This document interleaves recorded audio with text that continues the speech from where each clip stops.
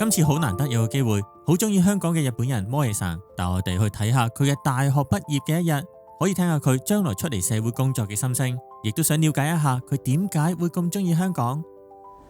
我哋而家見到摩耶さん啦，佢哋而家好趕，我哋而家就會一齊搭車去大學嗰度噶啦。おはようございます。はじめまして。もう撮ってます。はい、もうおめでとうございます。卒業。はい。今日朝一から本当に。はい。Hello， 大家好，我係萌え。今日は大学の卒業式で今着付けが終わったところです。なんかもう本当にとうとう学生が終わってしまうのでめっちゃ緊張、なんか悲しい気持ちとワクワクがいっぱいです。卒業式がもうあと1時間ぐらいで。はい。嫌ですね。いや大学卒業したくないです。一生学生がいいなと思います。まあみんなそう思います。まあ大人なんですけど、とうとう大人になってしまうっていう感じで、ちょっと悲しい気持ちで今はいっぱいです。けどいろんな友達が来てくれるので、すごく楽しみです。よろしくお願いします。今日は、はい、袴のポイント。私はずっと緑が好きで、今日緑の着物も着れてすごく嬉しいです。あんまりクリーム色って袴で着ることは少ないかな。すごく現代的だなと思うので、なんかすごくトラディショナルな感じと現代的な色が混ざってて個人的にはすごく好きです。どうですかね、はい、髪の毛を見てほしいです。ちゃんと、はいはい、髪の毛も金箔をつけてもらいました。あ、本当ですね、はい、結構最近の若者では多分金箔つけるのが流行ってて、まあなんか花とかつける人もいるんですけど、私はすごくシンプルにしました。はい、ごめんなさい、以上です。なんか見てて楽しそうです。多分香港の多分卒業式はだいたい清掃ぐらい、特に女性の方、あんまりテントの服装着る機会があんまりないんで。けどあれガウンいいですよね。大学のガウン。私あれ着るの夢です。あるんですか？ないんですか？ない。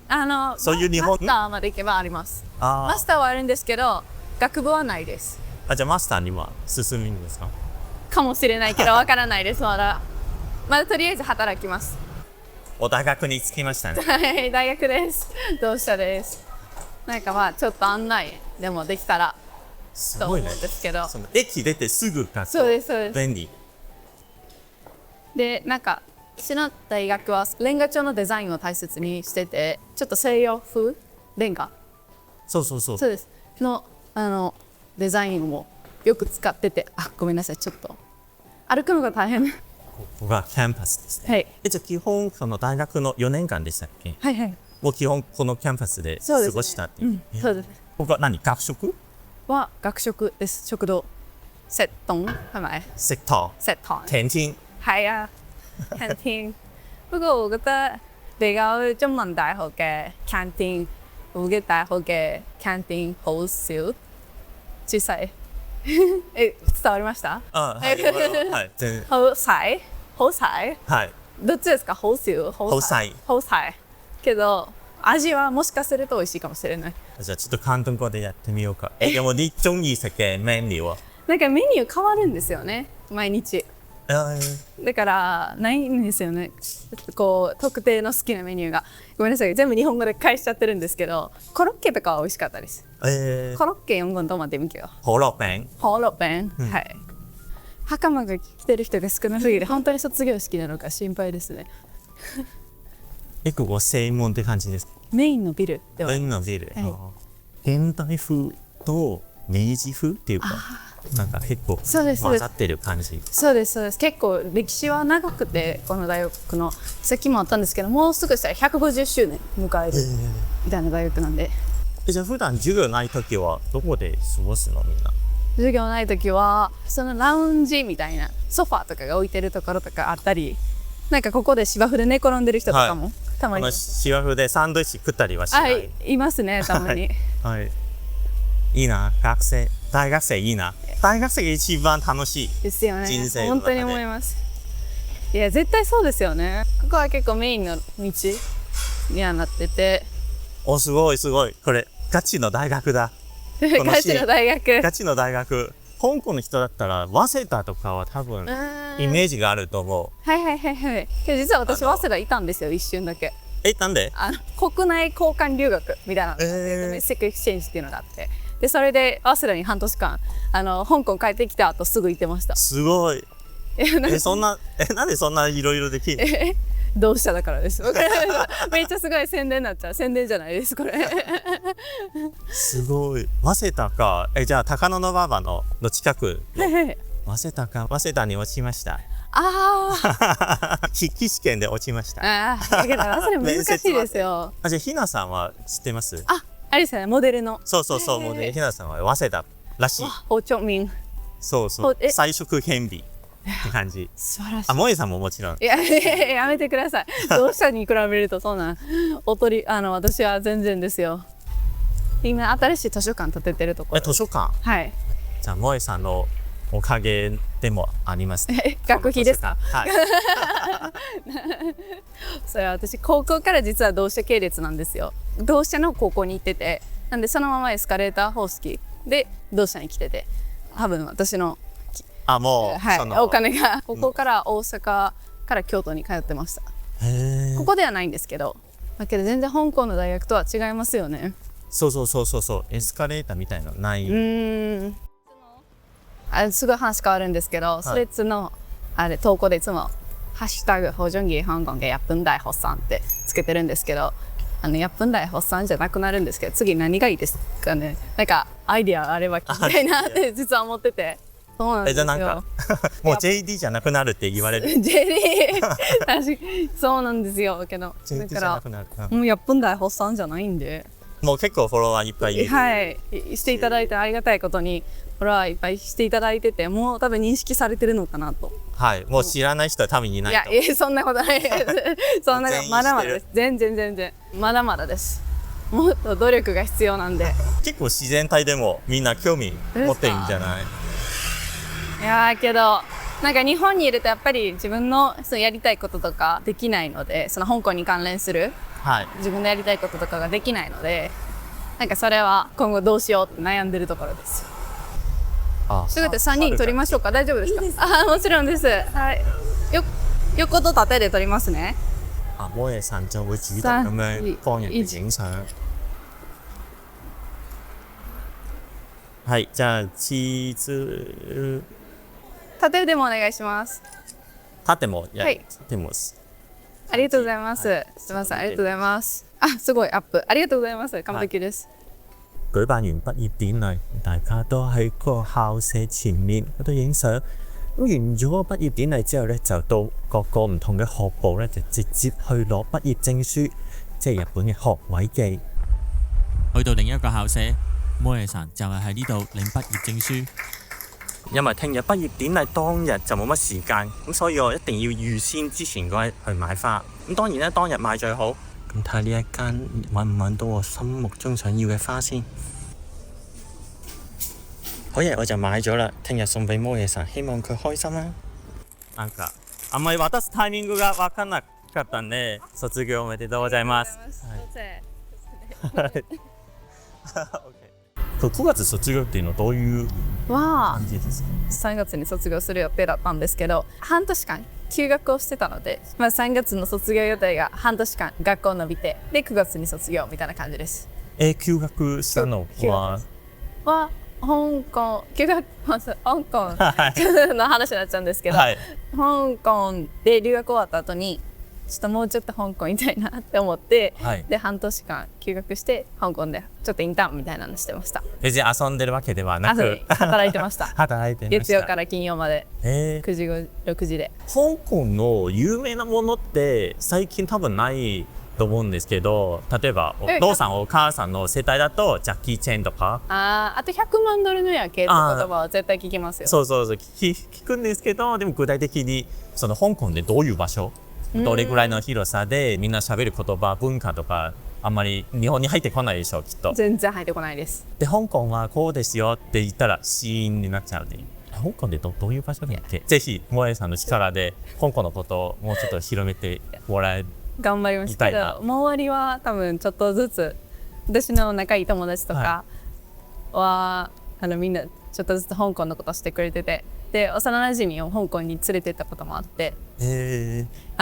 やむちゃで感動してました。いや日本はあんまり香港の食べ物食べれないですよね。うん店少ない。確かに中華料理っていう中華料理は香港では別にそれは、いや香港の料理じゃないから、日本で香港料理食べたいと思ったら今はどうしてるんですか？だったら結構大阪にはありますよ。香港人が営んでる香港料理屋さん。ちっちゃい店。ちっちゃい店あ、はいはいはい。がもあるし、他ティム・ホワンとか行ったりします。ティム・ホワン大好きです。大好き。あ、よかったね。大阪にお本当に店があって。タムジャイがないのがちょっと辛いんですよ。はい。絶対タムジャイ大阪でも人気出ると思うんですけどね。そうですよね。今東京2、3店舗くらいしかないですよね。あ、でも東京に行かれるんですよね。行くんですよ。あ、じゃあもうガンガン新宿とかもあるし、そう吉祥寺行くかわかんないけど、恵比寿にもあります。そうそう、恵比寿にもありますよ。ティム・ホワンもありますよね。新宿に。はいはいはい、あります。はい。楽しみです。多分まあ知ってる人もいると思うんですけれども、もう香港に留学したんですよね。はい。これ何年生の時ですか？大学2年生の夏から行ってました。あ、じゃあ2年生の夏から3 1年半ぐらい。じゃあこの同志社大学では3年間いたっていう感じですか？実はその半年間多分さっきお話ししたと思うんですけど、はい、香港から帰ってきてその後すぐに早稲田大学の国内交換留学プログラムみたいなのに参加してたので、実質2年半しかいないっていう感じで2年半。でもなんか聞いててなんか面白そう。いや本当に結構なんかアクティブな感じですか？そうですね。なんか使いこなせるもんは使い倒しとこうっていう、せっかくある機会やし、まあずっと私大阪育ちで、で大学まで関西だったんですけど、で東京で大学生する機会って今後人生でないかもって思ったんでアプライして行ってました、すごいきっと真面目。いやけど東京の大学生ってしてみたく、関東の大学生です。はい。いやけど東京の大学生とか、まあ、関東の大学生ってしてみたいんですよね、はい、人生に1回は。その香港に留学してから香港のことを好きになったっていうのを聞いてちょっとびっくりしたんですけど、まず留学先ってまあアメリカとかイギリスとかオーストラリアとか結構メジャーだと思うんですけれども、香港を選ぶ人いるってちょっと思ったんですけど。いますよいますいます同じ一緒に香港にいた人いないでしょ？私の大学からは当時は私の大学から一緒にいた人いなかったんですけど、ほらいないでしょ。けど私だから先月香港行ったんですよ。でその時にその中文大学のエクスチェンジの日本人の留学生の集まりみたいな顔合わせ会みたいなの行って、そこには私からの大学で2人いましたし、全体でも30人ぐらいはいましたよ。人気ですよ。人気。香港選ぶ理由とかは萌さんの場合はどういう理由ですか？なんか本当にいろんな理由があって、ちょっと説明長くなっちゃうかもしれないんですけど、なんかいつも言うのは3つぐらい理由があって、1つがその高校生の時にニュージーランドに留学してて、でそこで香港の友達に出会って、香港でいろんなことが起きた2019年で、その友達とのいろんな話を聞いたりとか、すごいなんかヤンチェンメイ、なんかすごい香港人らしさっていうのがすごく印象に。なるほど、はい。まあ、ネットとかでいろんな情報とかを入ってきて、香港人らしさっていうのにはすごく興味を持ったっていうのも一つの理由です。ごめんなさい、2つ目が私実はなんか面接っぽくなってきた。確かになんかすごい人事部長みたいな感じになっちゃったね。2つ目は私実はシンガポール行きたかったんですよ。はいはい。けどシンガポール結構ちょっとだけ人気になってきたね。そうですでそういう小さい都市とか都会が好きなんで行きたかったんですけど、残念ながらコロナで提携が切れたせいでどこにしようかなって考えた時に、その当時2019年すごい香港に興味持ったのも思い出して、でしかもシンガポールに似てるような国際都市ってどこやろうと思って、香港がすぐ出てきて、でもともと興味あったしそこにしようっていうのが2つ目の理由です。で3つ目が香港てか行ったら英語伸びると思ったんですよ。っていうのも自分の、持論なんですけど、持論なんで参考になるかわからないんですけど、なんか私ニュージーランド行った時に、英語学びに行ったんですけど、結局喋ってたのってそのニュージーランドに留学に来た他の国の友達たちなんですよ。タイ人とか中国人とか。ベトナム人とかで、それで英語が伸びたんですよね。ローカルと話して伸びたってわけじゃないんですよ。その仮説を試しに行こうっていうちょっとわかりますか？ごめんなさい、複雑でショックアメリカとかイギリス行った方がアメリ早いんじゃない？カ行っても絶対アジア人と仲良くなるんですとなると思うんですよ。そっか。ごめんなさい、これは私の持論なんで、でもなんとなくわかるけど、やっぱり見た目が結構違うから向こうに行くと浮いちゃうし、そうです。私も結構ローカルの人と仲良くなった経験が当時は結構日本の友達多かったし、まあわかんない。でもまあ今は香港に留学してみて別に良かったからまあ問題ないんじゃない？実際香港に、まあ、日本から出発して中文大学の寮クラスっていう感じですか？はい、寮に住んでました。留学生専用の寮なのか？もうミックスでミックスその寮バラバラ、1年の中で何かびっくりしたこととか面白かったこととか、あるいは日本ではありえないこととか日本でありえない、まあでも日本は寮じゃないからもうまずスタイルが全然違う。まず寮自体が新鮮はいで、なんか変なことをされたりとかで毎日がいっぱいみんな食ってるとか、それもありますし、はい、あと一個思ったのはその香港の人、まあ多分日本でもしてる人はするんですけど、ラーメン作ってその鍋のまま食べません？はい、まず食べます。それ日本ってか私はしたことがなくてだって洗い物少なくなるじゃん。だけどなんかスープ飲む時とか、まあ、スプーン使えばいい話やけど、そう、やけどなんか信じられなかったですもう無理個人的に。いやまあやらないけどやらないけどまあ別にまあ OK かなとは思いますみんなやらない。まあ一人暮らしのおっさんだったらやるかもしれない。日本だと確かに。まあ女の子にとってはちょっとハードル高いかもな。日本はちょっとそれはみんなやらないかな。だけど一人暮らしし始めたらやりそうです私。いやると思いますよ。家事は得意派？洗い物は好きですよ。だからすごいニッチなとこ攻めてくるんですよ洗い物って。洗い物好きな人初めて見ました作るよりかは洗う担当かなっていう感じ。じゃあ自分で香港料理とか作ったりしてます？前トムジャリ作りトムジャリじゃないチョチンやっていうのも作りましたそれ作るっていうのチョッチンやってるの中で何味が一番美味しい？最近食べて美味しかったのは私今まで黒しか食べたことなかったんですよ。黒のチョチンやってん。黒？ブラックペッパーみたいな。ブラックペッパー、はいけどそれはもう最近食べてめっちゃ美味しかったのはガオチャウジュクワはいガオチャウホウホウセめっちゃ美味しかったねあれは。ちょっと緑っぽいそうです緑の中ホウセ。でもここ豚骨ラーメンとかあるじゃないですか。全然比べようならない。そう言われたらけど家で作る一応インスタントなんでね。でも日本のインスタントラーメンも豚骨味とか結構いろいろ出てると思うんですけど、やっぱりチョチンやっての方が美味しい。あんま日本でインスタントラーメン買わない食べないですね多分。違うけどどん兵衛だけが好きなんです。どん兵衛は食べる。他はあんま食べないかな。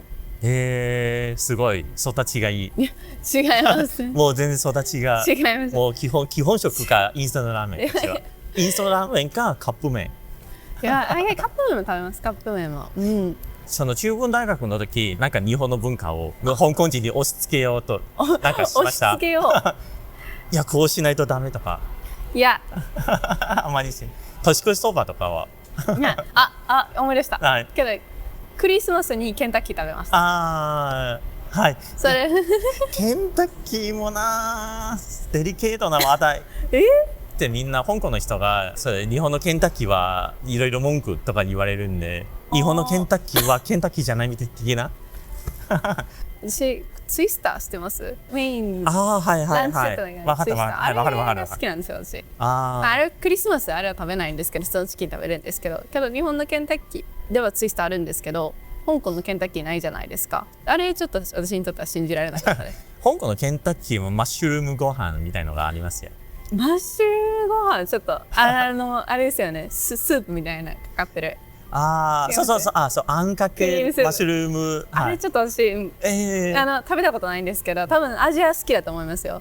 味は好きだと思うんですけど、なんかご飯をべちゃべちゃにするのが私ちょっと苦手で香港で結構いっぱいあるじゃないですか。あーそういうご飯。一個例思い出しました。はい香港にあるヤシガレ、日本式ガレ、あ、はい。野菜カレー。ヤシガレうん。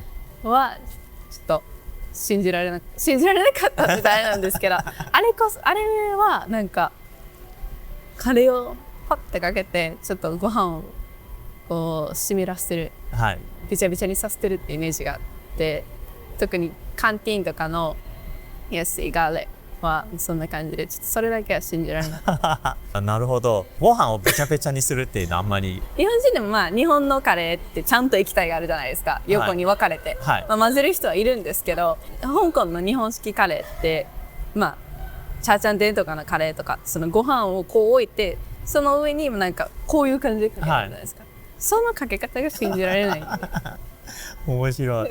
なんかすごい変なこだわりなんですけど、面白い。じゃあ、例えば、吉牛のつゆだくとかは許せない？つゆだくはべちゃべちゃじゃん。ご飯が。いや違う。カレーは固形なんですよ。あ、カレーは違うか。液体やけど固形なんですよ。わかる、日本のカレー見てわかるじゃないですか。別々に分かれて、はい。そのカレーをソースみたいにかけてるのが許せなかったですね。なるほど。へえ。分かれておいてほしい、ちゃんと綺麗に。あ、じゃあ香港はこういうご飯に直あんみたいなをかけるスタイル結構多いと思うから。確かにそうまあですね。多分見た目はちょっと受け入れないかもしれないけど、味は美味しい。うん、味は美味しいです。はい。はい、味は美味しい。まあ、ぜひ試して。食べたことありました。ちゃんと食べたちゃんと食べてます。そんな食べ物を粗末してるわけじゃないから。あれ多分ご飯の量が多すぎるんですよね。だからなんか変なちょっともうなんやろべちゃって感じになる。何からこんなカレーの話になりましたっけ？いや面白い。香港の食べ物とか、その寮のそれで解体しちゃ人ってからに何か日本の文化とか無意識的にやってるのに結構周りに惹かれることとかはあるんじゃない？そう香港時代。なんでそんなことするのみたいな。その逆バージョンがその香港の人が鍋で直インスタントラーメン食うの大江さんバージョン。結構メイクしないと出かけられないみたいのがあります？あります。ジョンダイは皆さんすっぴん多いですよ。あ、そう。それがあんまり信じられない。いやけどそれは良かったです、個人的に。すごいじゃあ、好き萌さんはどうしてました？私はたまにメイクしてなかった時もあると思いますけど、なんか友達おる場合はメイクしてました。クラスとかに友達おってで絶対顔見られるってなった時はメイクしてました。ちょっと知りたい。香港の人の考え方だと別にメイクしなくても友達だったらまあいいんじゃない多分思う人が結構多いと思うんですけど、その森さん的になんかメイクしないとなんか落ち着かない、なんか理由がありますか？なんか落ち着かないというよりかは、日本だったらなんかすごいジャッジされそうで怖い。わかります？わかるけど別に気にしない。香港の人は気にしないオーラが強い。なんでさすがに本当に仲いい友達やったら全然いいんですけど、なんか、まあ、週に1回授業で会うような友達とかだったらちょっとまあ別にもう今の自分やったら別にいいなとは思うんですけど、前とか、香港に出会う前の自分だったら恥ずかしいと思います。いやそうですよね。でもまあ場所の関係も結構多いと思うんですけども、日本にいたら多分結構無理かもしれない。メイクせずにすっぴんのまま出かけちゃうって結構無理かもしれないですけども、多分香港に行ったらみんな周りすっぴんだから、まあ自分でも別に。私ももうすっぴんで出歩くようになりました。じゃあよかった本当に梅田とか行ったら多分私のすっぴん姿よく見れますよ。梅田私よくすっぴんに行ってるんで。日本でもすごい帽子かぶってる帽子マスクをして、もう爆速で歩いてるんですよ、すっぴんで一人の時は。その卒業して1個目のガチ仕事を選ぶ基準とかは何かあります？もうこれはまたいっぱいいろんな理由があるんですけど、もちろん会社の雰囲気とかはもちろん重要ですね。っていうのもやっぱり私自身香港行ってすごく香港の雰囲気が心地いいっていうのもあって、そういう自由な雰囲気が好きなんですよ。まあ、自由でまた違う意味で自由がある。なんか日本がすごい束縛みたいな感じになっちゃう。けど人間関係的にもなんかちょっとドライっていうかこうねなんか効率よく進めるようなところがよくてで、そういう憧れてるというか、そういうのの方が自分に合ってるなと思うので日系企業は違うかなって思ってました。はいはい。でももともとその香港でインターンしてた企業も日系の企業なんですよ。日系企業でも海外支社で働くとその海外の雰囲気あるんかなって思ってたんですよ最初働く前けど雰囲気は結構日系の雰囲気そのままでなのでなんかそういう将来的に海外行きたいとは思ってて日系とかの駐在とかもいいんかなと思ってたんですけどなんか海外行ってもそういう雰囲気だったら日系じゃない方がいいのかなと思って外資とかはやってました。大丈夫です。みんなそれぞれ理由があっていいし私日本企業ガチ日本企業12年同じ会社働いてたんで全然普通に居心地別にめっちゃいいわけじゃないけど別に普通になくはないかな。すっごいできる人と給料のためにしか会社に行かない人と無能の人あるいはどうでもいい人とか結構分かれている。で自分が積極的にできる人と一緒に仕事したいみたいな感じで言っちゃえば多分そんなに日本で古臭い企業文化に縛られること多分あんまりないんじゃないかなって思うんですけどでも萌さんのその選択肢は全然いいと思うんですけどそのちっちゃい頃からやりたいかった仕事とかはありました？パン屋さんとか今は YouTuber なんだけどYouTuber 楽しいよ。YouTuber は絶対ね YouTuber になりたいと思ったことはなかったないと思うけどなんかちっちゃい時日本で結構いろいろあるじゃん声優とかなんかインテリアデザイナーみたいななりたいみたいな夢ありました。っていうのもシムズ4っていうゲーム知ってますか？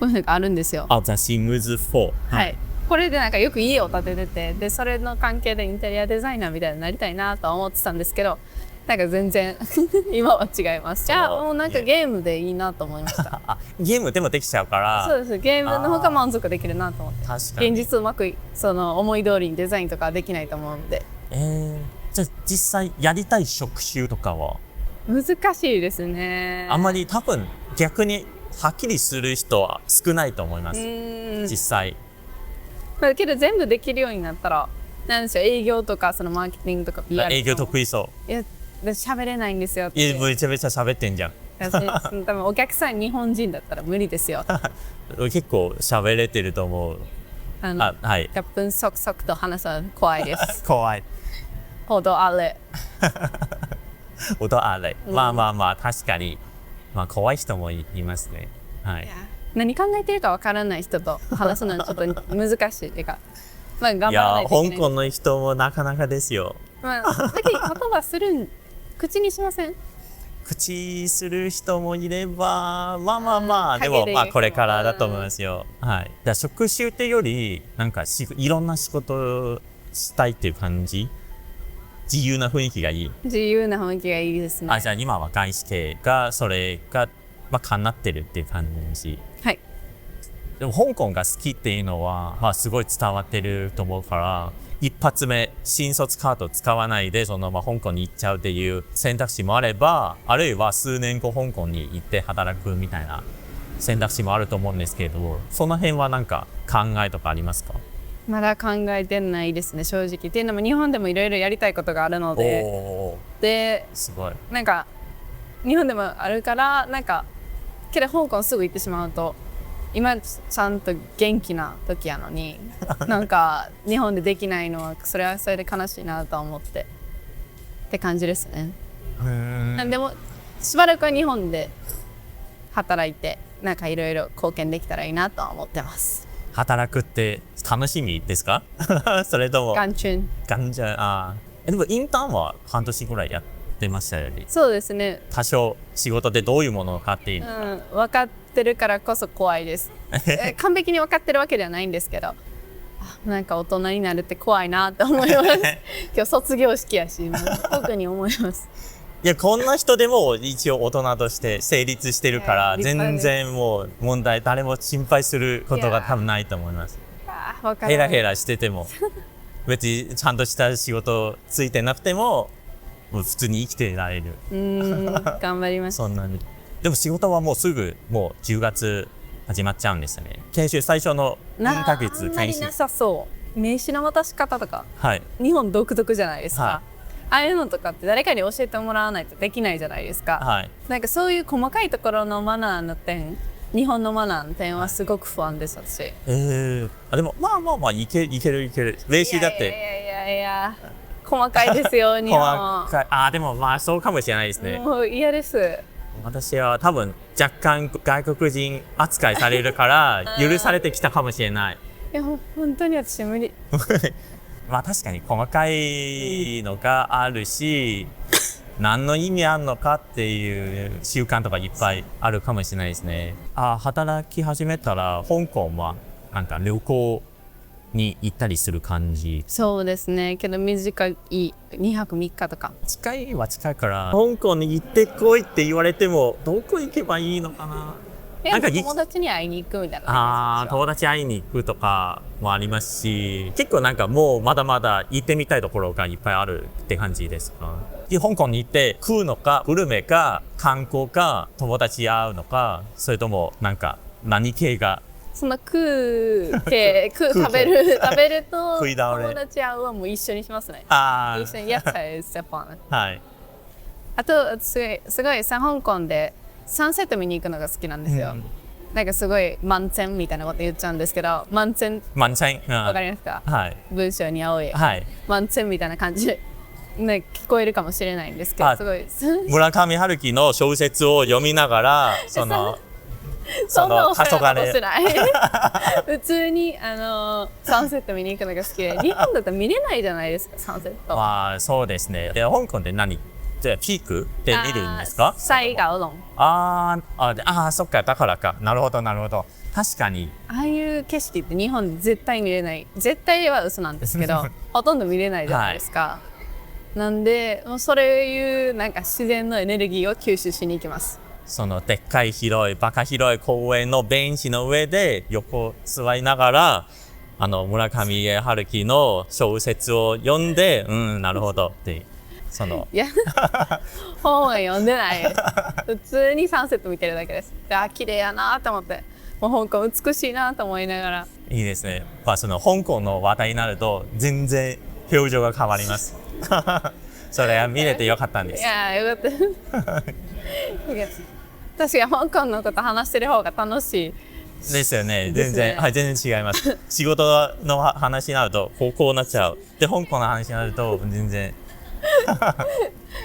両方に対して真剣なんだよ社会人になった萌さんの姿、あるいは香港で楽しく過ごしている萌さんにまた会えたらいいなと思います、今日はありがとうございました。こちらこそありがとうございました。もう卒業おめでとうございます。すごいこの袴すごいありがとうございます。はい、ありがとうございます。じゃあ、はい、バイバイ。ありがとうございます。